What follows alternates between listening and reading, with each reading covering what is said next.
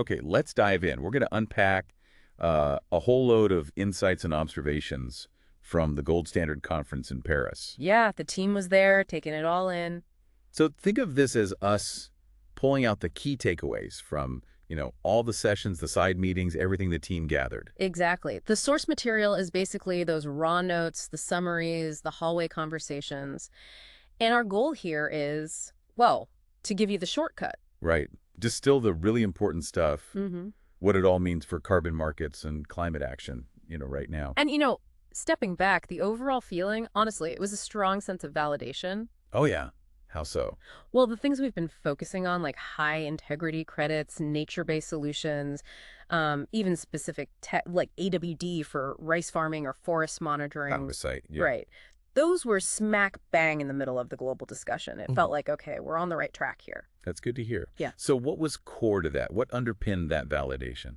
I think a big part was how the idea of integrity is shifting. It's clearly not just about the technical metrics anymore. All right. The Gold Standard CEO, Margaret Kim, she gave this great example using a cook stove project. The point was that real integrity is tied just as much, maybe even more, to the actual benefits for people and nature. Like community health improvements from the cook stoves. Exactly. Those tangible co-benefits, human benefits, nature benefits, they're becoming the proof points. Maybe even more than just having fancy digital tools. Interesting. But speaking of communicating benefits, that brought up a challenge, didn't it?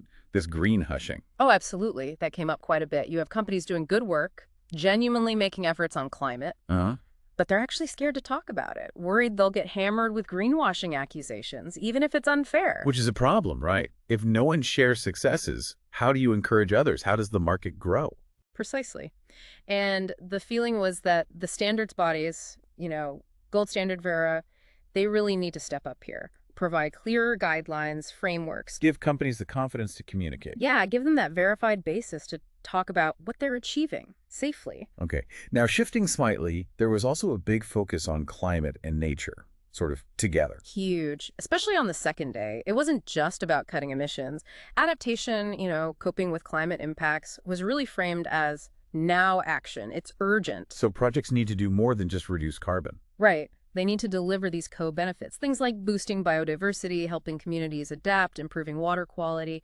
These need to be valued alongside the carbon. Like the mangrove example, carbon sink and coastal protection. Perfect example. It absorbs carbon, sure, but that coastal protection is a massive adaptation benefit. The mindset is shifting towards valuing every dollar spent on adaptation, not just every ton of carbon avoided or removed. Makes sense. But how do you actually fund these more complex projects? Especially the early stage ones, the riskier ones. Feasibility studies alone can be tough. Yeah, finance was definitely a critical topic. Lots of talk about things like blended finance, mixing public and private money to lower the risk. Okay.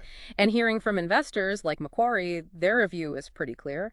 They want well-structured projects, things that can be replicated. They need clear financials, IRR, long-term plans, good risk management. So they're looking for lower risk, Yeah. generally, which makes funding that initial high-risk phase kind of tricky. Exactly. That early stage is still a bottleneck. And technology plays a role in building that structure and transparency, right? Digital MRV. For sure. Digital measurement, reporting, and verification. Lots of buzz around that.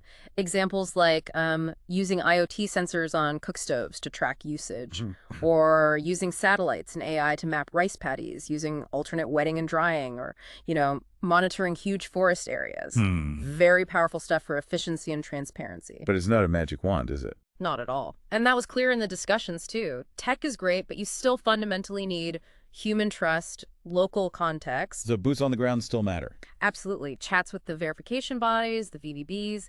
They stress that while digital tools help, that human check, the on-site verification, is still crucial for real integrity. And the developers. Same message, really. Folks like AMS PEC emphasized that community trust is paramount. Tech, without that local buy-in and human oversight, it can almost look like a new form of greenwashing if you're not careful. Okay, so beyond the big themes, what about these sort of day-to-day project realities, the hurdles? Yeah, developers definitely voice those. A big one is the lack of really clear long-term demand signals past 2030. Makes investment planning difficult. I can imagine. And then there's the whole headache with getting letters of authorization, those government approvals needed for international trading under Article 6 or CORSIA for aviation. It's a bottleneck. And fragmented standards. Yeah. Ugh, yes. CORSIA wants one thing. Singapore has its rules. Switzerland's got its bilaterals. Japan's JCM is different again. It's a complex patchwork for developers to navigate. So wrapping this up for you listening, these conference discussions, they aren't just theoretical. These issues around integrity, mixing climate and nature benefits, sorting out finance, balancing tech with the human element. Yeah, they're actively shaping which climate projects actually happen, how they're verified, and how effective they really are on the ground. It's complex stuff. Which leaves us with a thought, maybe, as this carbon market keeps evolving, trying to blend AI and satellites with global finance, but also needing that deep local community trust and real benefits. How do we actually make sure that integrity truly covers all of that effectively? Tech, finance, people, nature, all at once. It's the big question, really.